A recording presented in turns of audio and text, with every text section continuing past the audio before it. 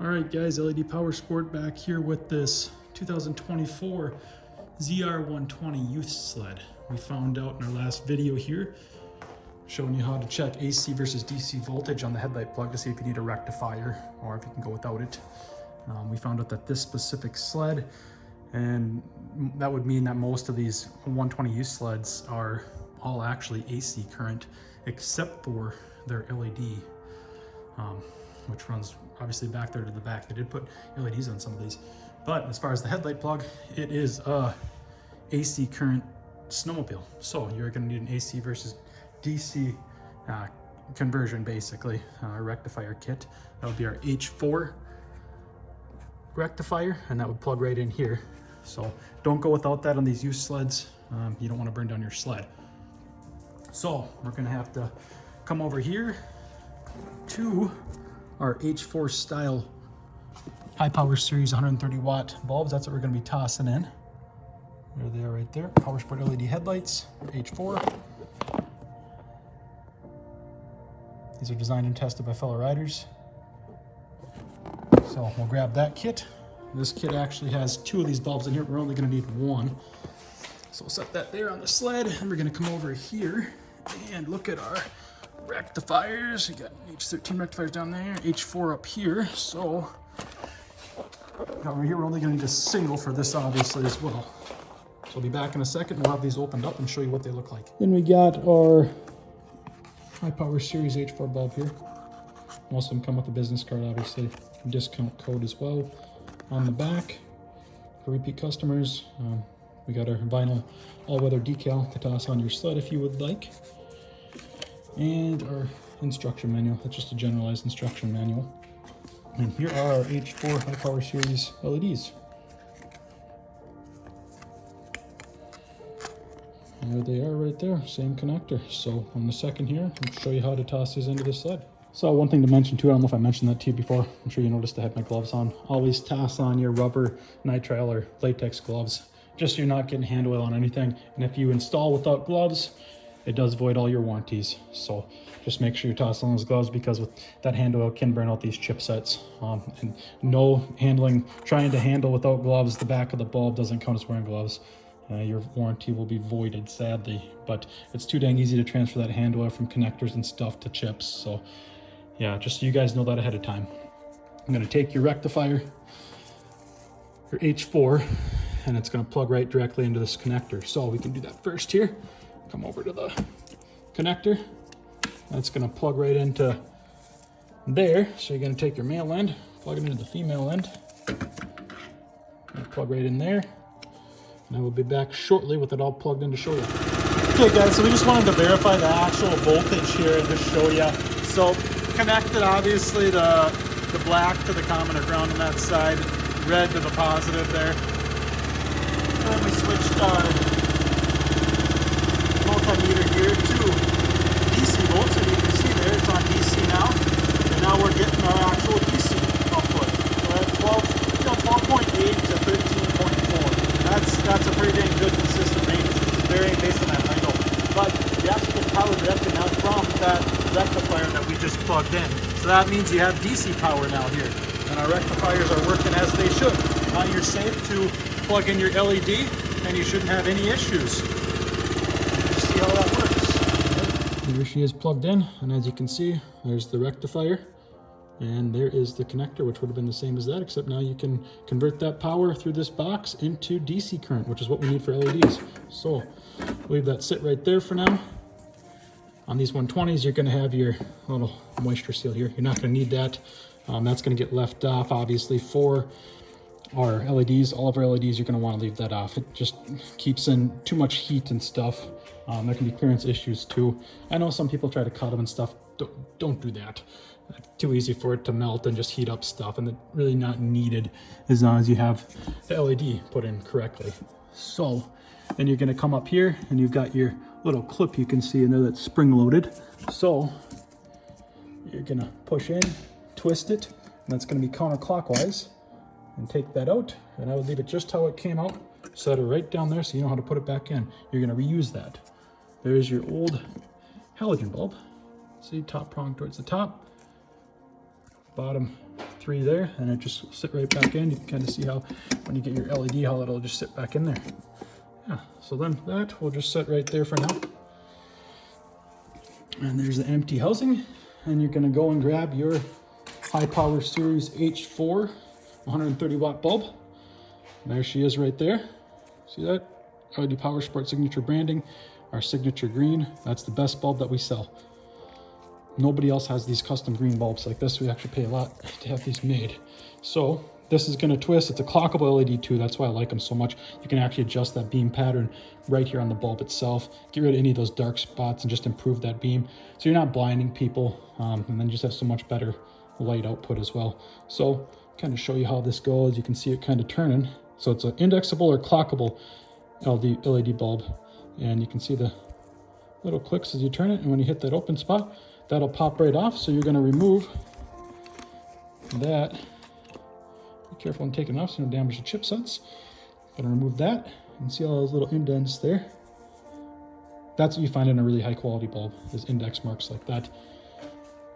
So then you're going to grab that and you are going to pop that in there. That clip actually collar actually comes off to sit right in there nicely. And you install that first prior to the LED. Some people get confused. We get a number of emails about that from people where they don't realize those collars come off at H4 style bulbs. And they're like, hey, what the heck? The collar or the locking clip won't fit in there. The bulb won't work. And it's like, oh, that just twists right off. So I pop that same stock locking clip in there. And you're gonna turn it back and rotate it. I got her in there already, but I'll show you again.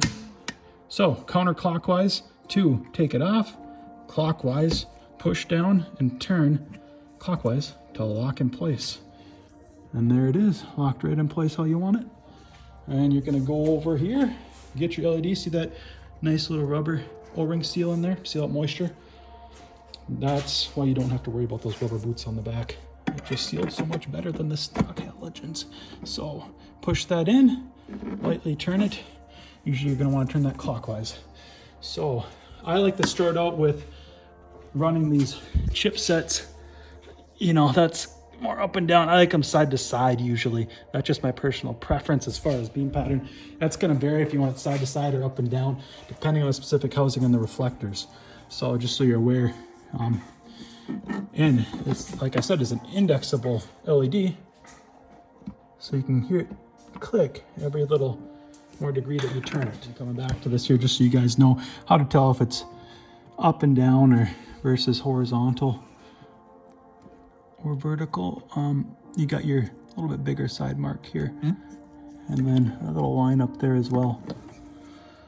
So there's that, and then we're going to go ahead and plug this guy right into our rectifier, and then you will be having DC current right there.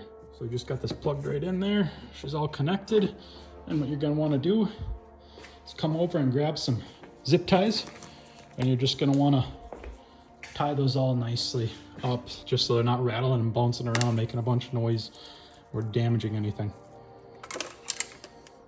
So I just wanted to give you guys another option here that works really well with these 120s. If you're not wanting to pay this kind of money here, it's more of our expensive LED. So another option for people, kind of our mid-range LED. Still more of a high performance, higher output bulb, but a little bit more reasonable priced as far as, I mean, you don't need the best on a, you know, youth snowmobile. It's a kid's sled, but this is another option for you. Just this bulb right here. Also a very high performance bulb, just not quite as expensive. So toss that right in there. Your clip, kind of the same thing. You can pop right in there and show you. There you go. And if somebody did want to leave that boot on there, this, you know, this one makes it a lot more possible because it doesn't have as much heat as that higher output one that we showed you, our high power series. So this obviously be more realistic to be able to push this rubber gasket on here if you did want to seal. So that will just push right back on there. You can see more, that's more of a factory type, which would be just fine on this youth sled as well.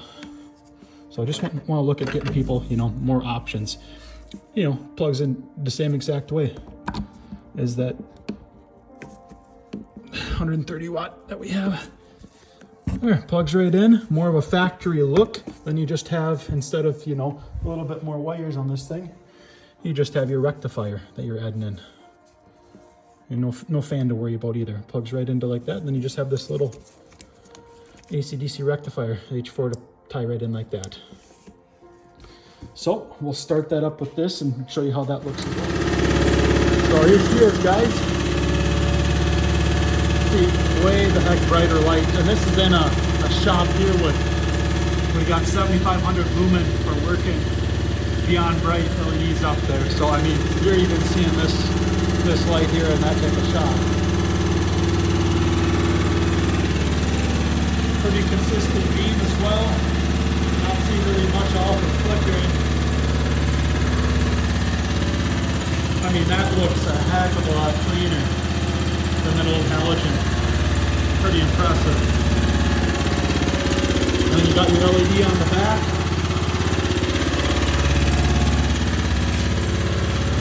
And you got your LED on the front.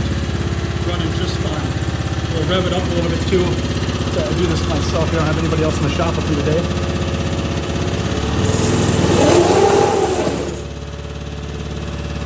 No flickering or anything like that. No jamming. It's about perfect.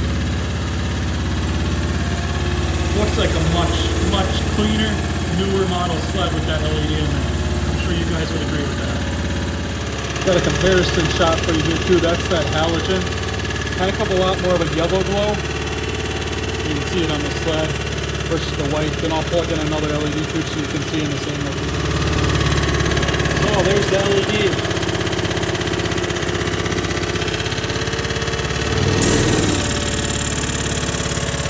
Way brighter. White light compared to that yellow hue.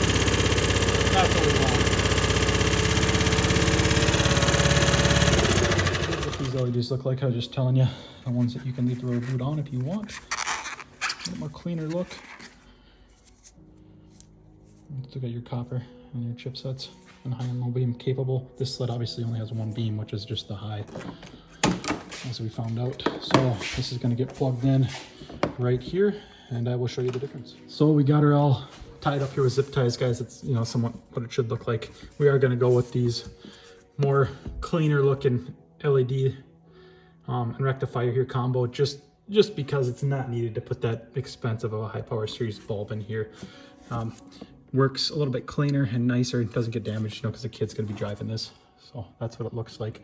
Pretty dang clean. Your stock wire and everything, rectifier, and your LED. There it is. There's that ZR120 2024 model LED upgrade. All completed.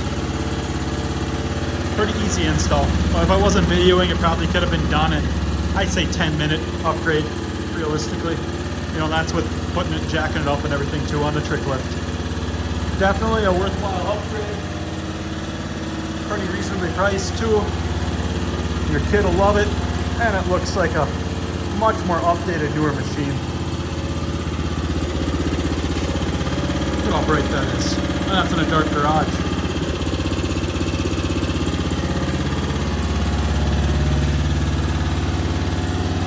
Beautiful sled.